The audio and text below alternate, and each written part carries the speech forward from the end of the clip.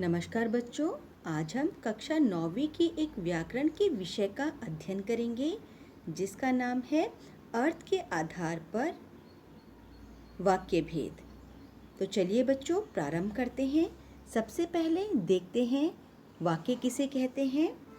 दो या दो से अधिक पदों के सार्थक समूह को जिसका पूरा पूरा अर्थ निकलता है वाक्य कहते हैं। अर्थात दो या दो से अधिक पद का अर्थ होता है शब्द, लेकिन ये शब्द पद तब कहलाते हैं जब इनका प्रयोग वाक्य में किया जाता है। तो अगर इसका अर्थ देखें तो अर्थ होता है दो या दो से अधिक शब्दों के सार्थक समूह को जिसका कि अर्थ प्रकट होता है उसे हम वाक्य कहते हैं। उदाहरण देखते हैं, सत्य की विजय होती है। दूसरा उदाहरण देखिए, भारत हमारा देश है।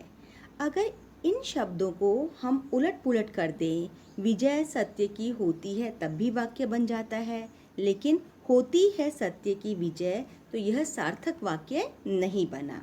इसी प्रकार से देश हमारा है भारत, अगर इन शब्दों को इस तरीके से देखते हैं तो सार्थक वाक्य हमारे सामने नहीं बैठता है।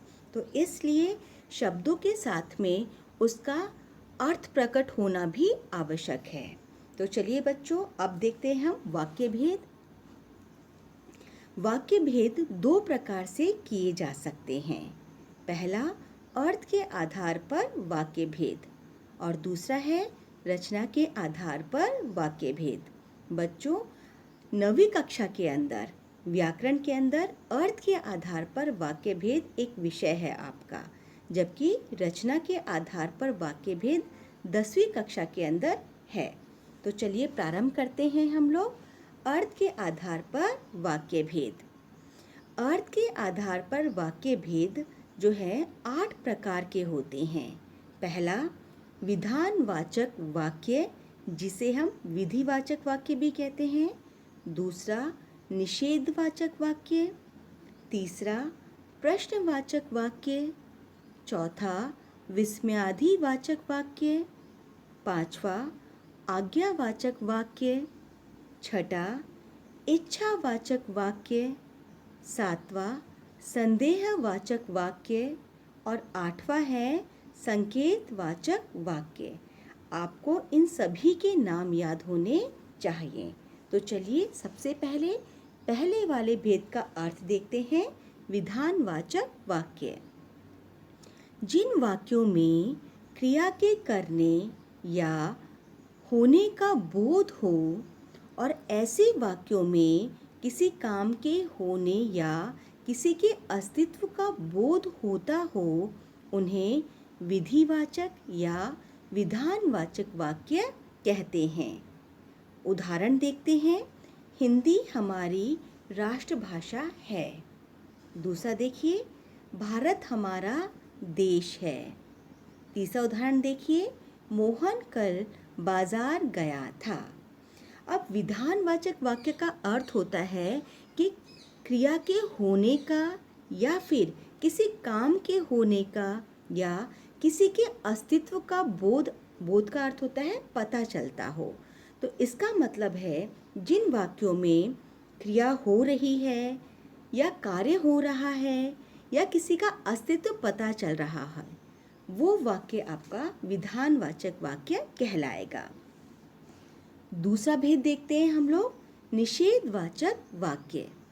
जिन वाक्यों से कार्य न होने का भाव प्रकट होता हो उन्हें निषेधवाचक वाक्य कहते हैं। अर्थात कार्य नहीं होता यहाँ पर, अर्थात कार्य नहीं होने का भाव या नहीं करने का पता चलता है, उसे हम निषेधवाचक वाक्य कहते हैं। उदाहरण देखते हैं, मैंने दूध नहीं पिया। दूसरा उदाहरण देखिए, मैंने खाना नहीं खाया। तीसरा उदाहरण देखिए, छात्रों ने अपना कार्य नहीं किया। तो ये सारे वाक्य हैं जिसके अंदर कार्य नहीं हो रहा या कार्य करने की मनाही की गई है। तो ऐसे वाक्य निषेधवाचक वाक्य कहलाते हैं। तीसरा भेद देखते हैं, प्रश्नवाचक वाक्य। अर्थ देखते हैं। वह वाक्य जिसके द्वारा किसी प्रकार प्रश्न किया जाता है उसे प्रश्नवाचक वाक्य कहते हैं। उदाहरण देखते हैं। क्या आपने अपना काम किया? दूसरा वाक्य देखिए। राम के पिता कौन हैं? तीसरा वाक्य देखिए।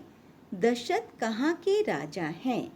अब इन तीनों वाक्यों के अंदर प्रश्न पूछा जा रहा है, तो जिन वाक्यों में प्रश्न पूछा जाता है वह वाक्य प्रश्नवाचक वाक्य कहलाते हैं। अगला भेद देखते हैं। विस्मयादि बोधक वाक्य। इसका अर्थ देखते हैं। वह वाक्य जिससे किसी प्रकार की गहरी अनुभूति का प्रदर्शन किया जाता है विस्मयादि बोधक वाक्य कहलाता है। अर्थात जहाँ पर या जिन वाक्यों में आश्चर्य, हर्ष, शोक, घृणा आदि के भाव व्यक्त होते हैं उन्हें विस्मयादि बोधक वाक्य कहते हैं। उदाहरण देखिए। आह, कितना सुंदर उपवन है। अब यहाँ पर उपवन की विशेषता बताई जा रही है और क्या आश्चर्य प्रकट किया जा रहा है, हर्ष प्रकट किया जा रहा है, इसलिए यह विस्मयादि बोधक वाक्य है। दूसरा, ओह कितनी ठंडी रात है। यहाँ पे भी क्या है, आश्चर्य का भाव प्रकट किया गया है। बल्ले हम जीत गए, यहाँ पे क्या प्रसन्नता प्रकट की जा रही है, हर्ष प्रकट किया जा रहा है। बच्चों, इन वाक्यों में एक बात ध्यान देने योग्य है। विस्मयादि बोधक वाक्य तभी पूर्ण होता है जब हम इसमें विस्मयादि चिन्ह का प्रयोग करते हैं। अगर यह चिन्ह आप लोग नहीं लगाएंगे तो आपका वाक्य सही नहीं होगा। तो चलिए अगले भेद को देखते हैं हम लोग। आज्ञावाचक वाक्य। इसका अर्थ समझते हैं। वह वाक्य जिसके द्वारा किसी प्रकार की आज्ञा दी जाती है या प्रार्थना की जाती है उसे आज्ञावाचक वाक्य कहते हैं। उदाहरण देखिए। बैठ जाओ, इस वाक्य में आज्ञा दी जा रही है।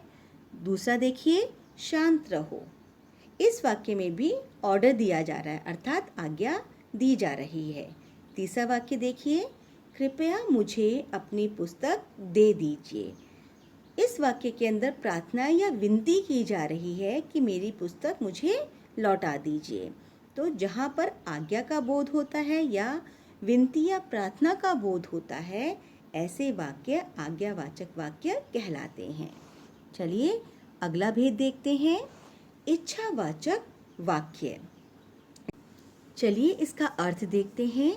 जिन वाक्यों में वक्ता के किसी इच्छा, आशा या आशीर्वाद का बोध होता है उन्हें इच्छावाचक वाक्य कहते हैं। अब वक्ता का अर्थ है बोलने वाला, तो जिस वाक्य के अंदर जो बोलने वाला व्यक्ति होता है उसकी इच्छा प्रकट होती है, उसकी आशा प्रकट की जाती है या उसका आशीर्वाद प्रकट किया जाता है, वह वाक्य इच्छावाचक वाक्य कहलाते हैं।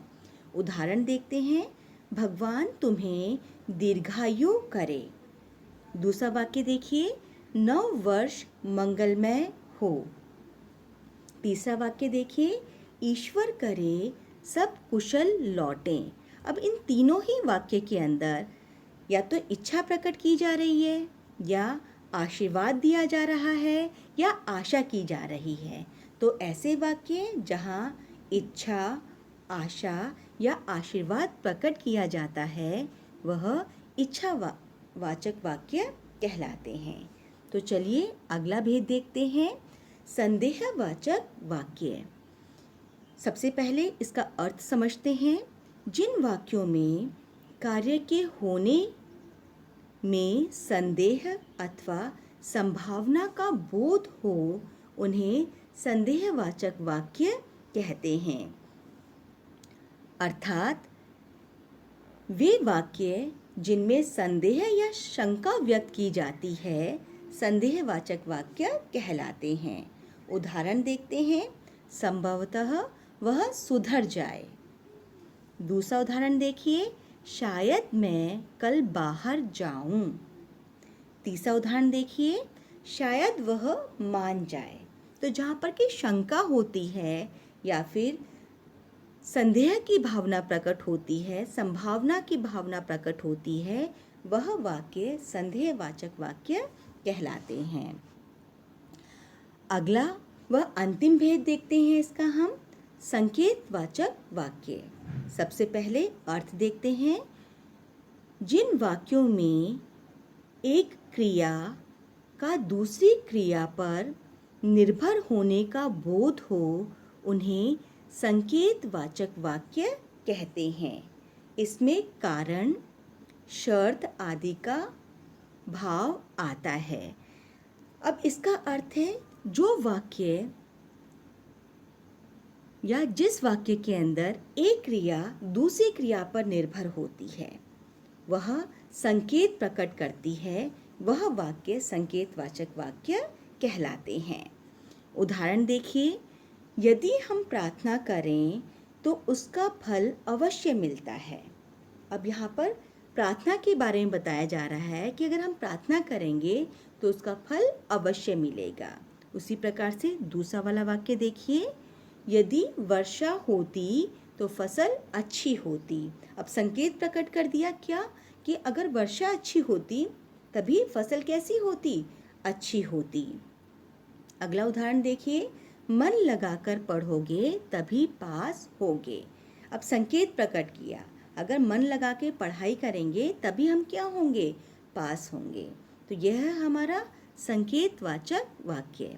बच्चों, आप लोगों की परीक्षा के अंदर न सिर्फ भेद का नाम पूछा जाता है अर्थात वाक्य की पहचान करवाई जाती है, इसके अलावा आप लोगों का एक वाक्य से दूसरे वाक्य में परिवर्तन भी आता है। तो चलिए उसी को देखते हैं, वाक्यों का रूपांतरण।